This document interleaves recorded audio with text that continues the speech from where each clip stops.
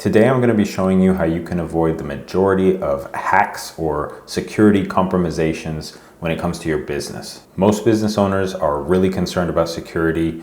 We see headlines in the news pretty much every day at this point saying how this was compromised, data leaks, all of that stuff all the time, right? So I'm going to try and explain some simple ways that you can protect yourself. But first, my name's Zach. I've been a software developer for the last 12 years.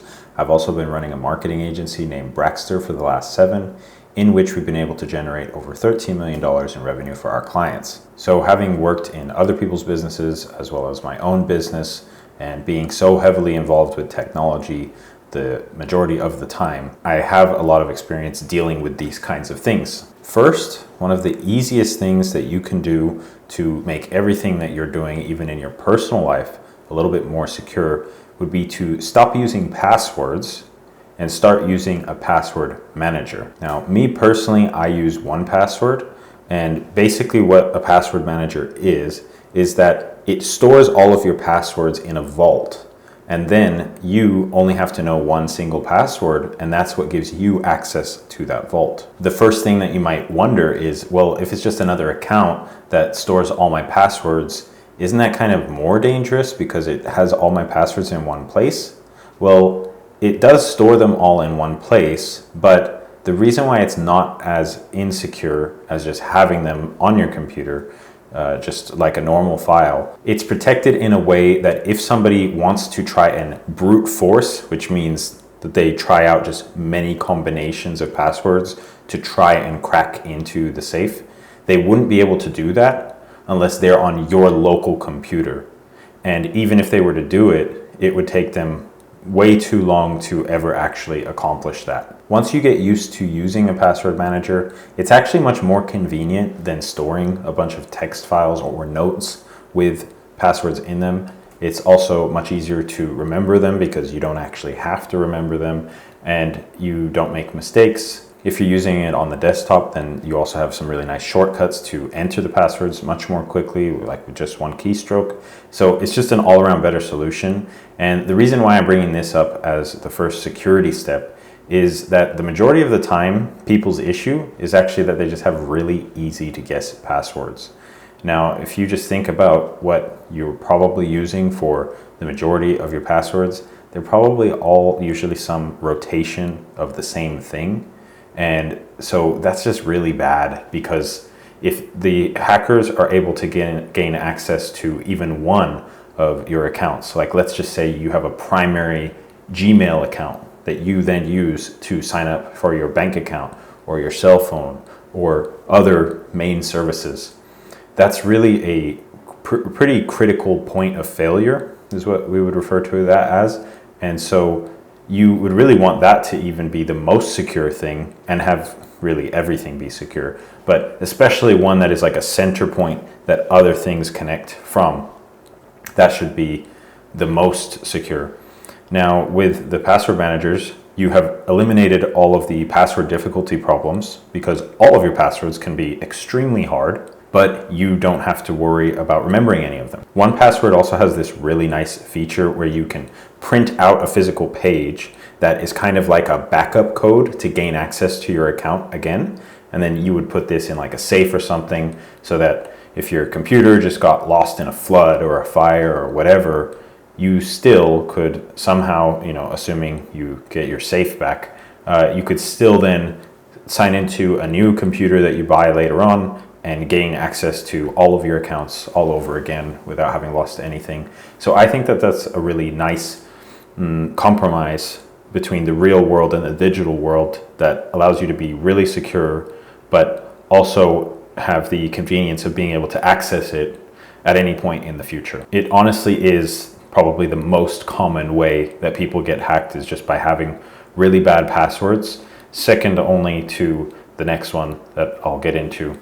But it is very easy for them to get into easy passwords. They often don't try on the same account thousands of times, guessing many passwords for one person. What they'll do is that they'll try out common rotations of passwords, and then they will spread that across thousands of accounts, and they will probably get into a few of them, and then they go in through there. So it's not that you would be the primary target for them guessing all possibilities of your password, but there's many different ways that they try to get into things. But it's just such low-hanging fruit to make sure that you have hard passwords. You already know you're supposed to be doing it, but this is just a reminder that it is that important. Very rarely do you need to worry about some anonymous level hacker who's going to try and code into your mainframe database, like they say in the movies or something. Like, that's not the type of thing that you have to worry about the majority of the time. So just focus on hard passwords. That's going to get rid of the majority of your stress.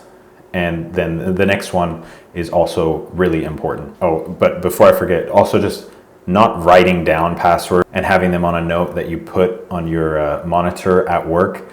That's just a really bad idea. Another way that hackers have done, and it is less probable, but if you work in a big company, it actually could become something that is a higher target, that using social engineering, meaning just talking to people and walking into places, they can just walk around.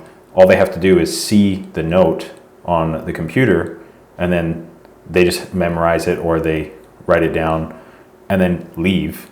And then now they can access the work devices from their home or their office, wherever they go. And so it's just such a very simple thing that is so easily avoidable. But if you work in a company of any meaningful size or meaningful revenue, it can easily become a target. And if they're able to access just your computer, they can then usually get into other devices just by being on the same network.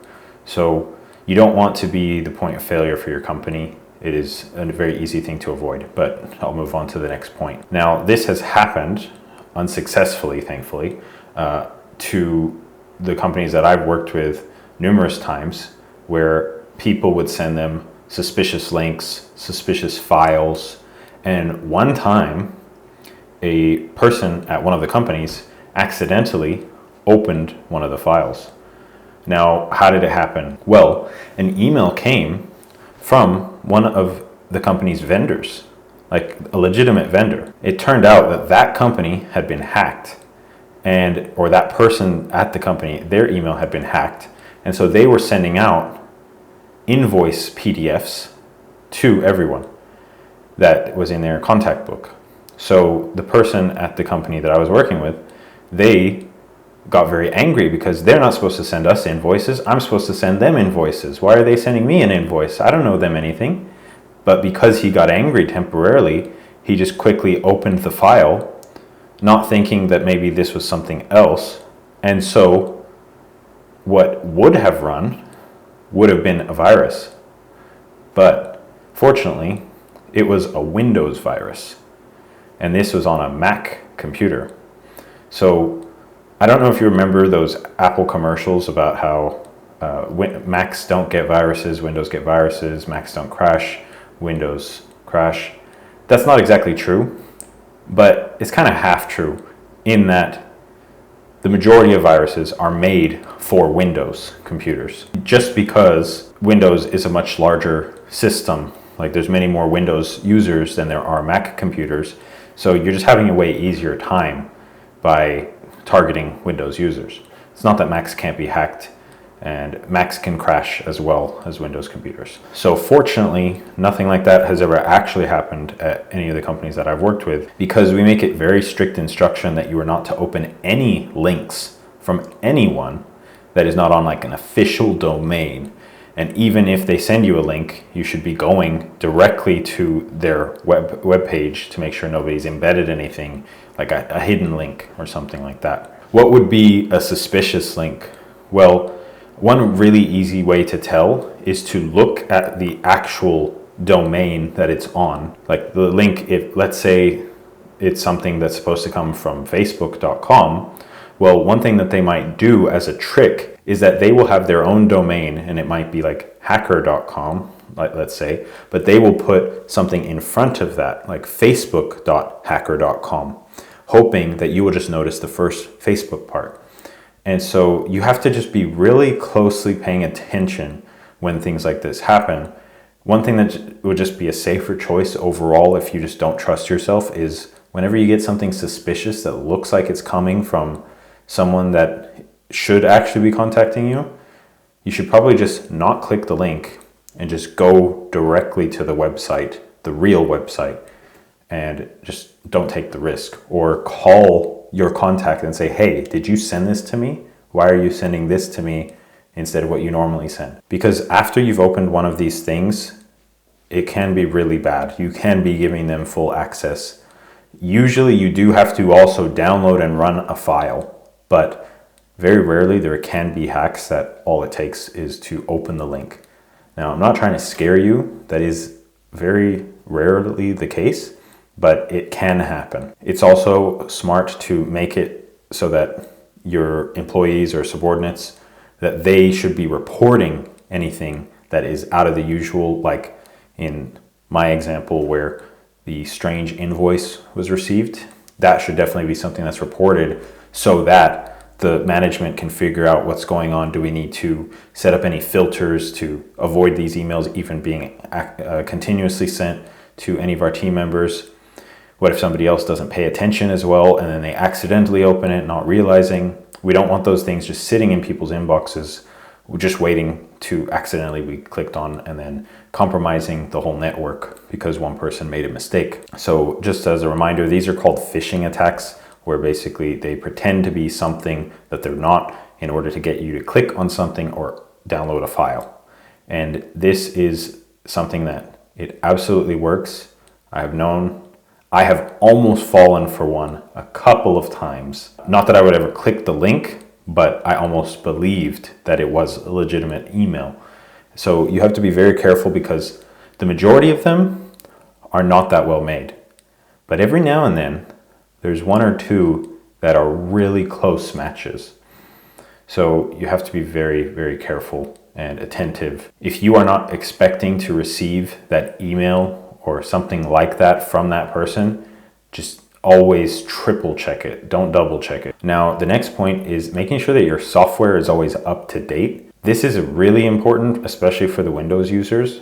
Also important for the Mac users, albeit a little bit less so, but still important for everybody. And that's because there are continually new hacks being discovered, new security vulnerabilities. And so you need to stay up to date, because if hackers can see what version of operating system you're using and it's not up to date, they can always just even look up what the previous security vulnerabilities are and then do those exact hacks. Whereas if it's on a fresh operating system, they have to figure out what the new hacks are and work in those circles of people to find out how to get in. So don't make it easy for them. Always make it be something that they have to work for. And it's never been easier to keep your software up to date than it is now. So just spend that extra time. You don't have to update every day, not even every week. You just want to be on like the latest main release. That doesn't mean you have to do every single micro release. Just keep it generally pretty up to date and you're going to be fine the majority of the time. Now we'll get a little bit more website specific.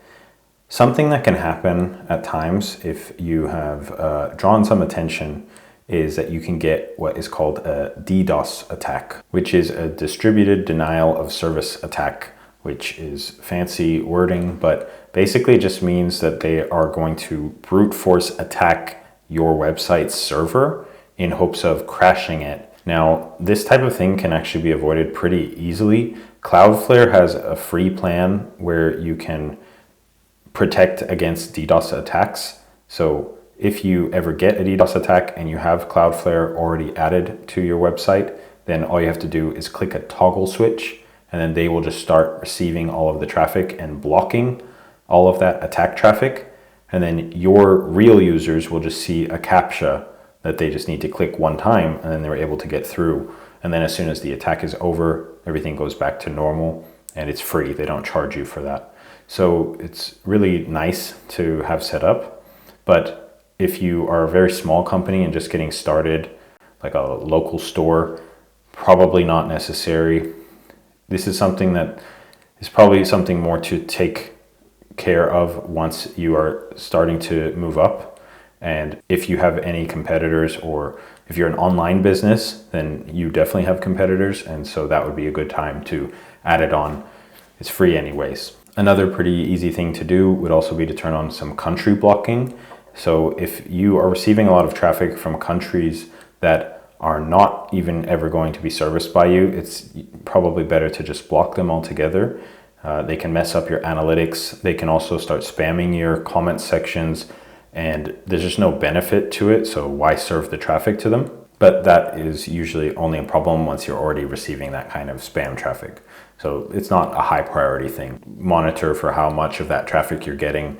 And if it looks like it's growing a little bit too much, then probably look into it. You can also do that sort of thing through Cloudflare or your service provider. Another thing that would be really nice to set up is if you have some sort of back-end administrator tools that only people inside of your company should have access to, then you should probably be restricting that access from the outside world with either a VPN or something like Cloudflare Access. So what that allows you to do is that only people who have a certain email address that you've specified, they have to get a login link sent to them, and then they can click on that and then they can see the page, but nobody else can access that URL. And you want to have that because it's just something that people should not have access to in the general public. You don't want that URL being available to be spammed, because what if they do get in?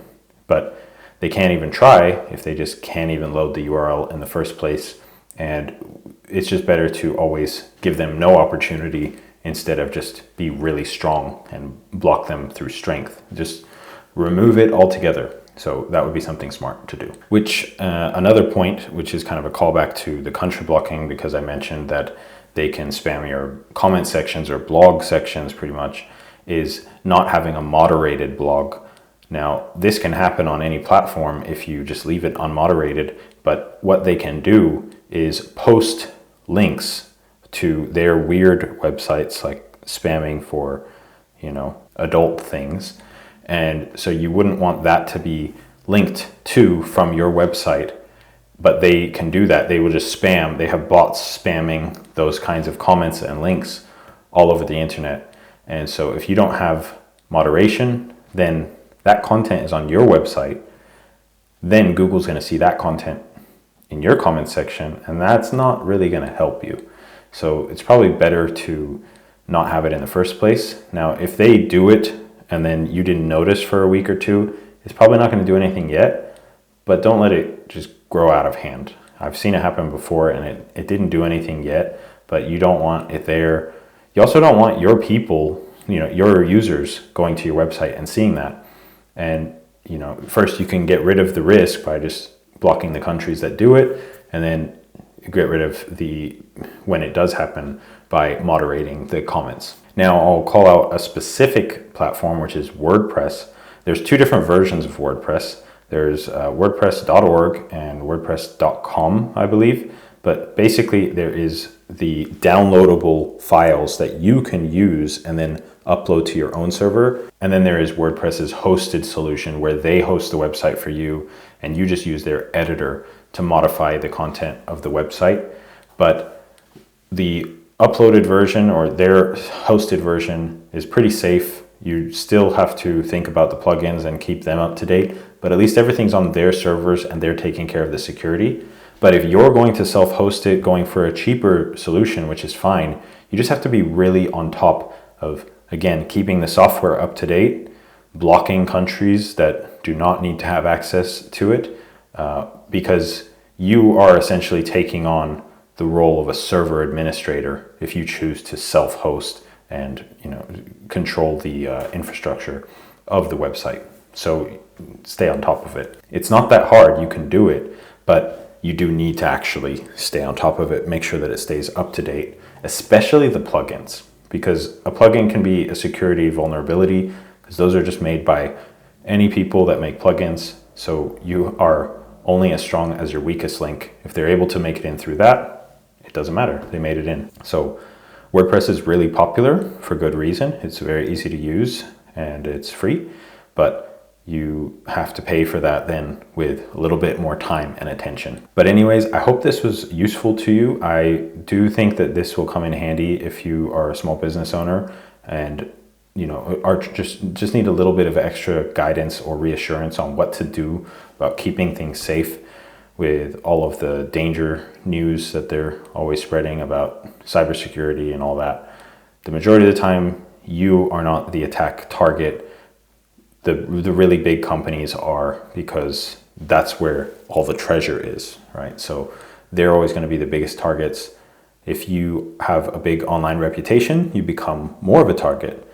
But if you're just a very small company, then they're just going to be spamming. They spam everybody with just the same general attacks. So as long as you can be a little bit better than the average person, which are really bad at being safe with their passwords, for example, then you are not going to get broken into and you're not really going to become a high priority target. So once you make it to that level, then you can invest a little bit more into your cybersecurity. But for the meantime, don't worry about it too much.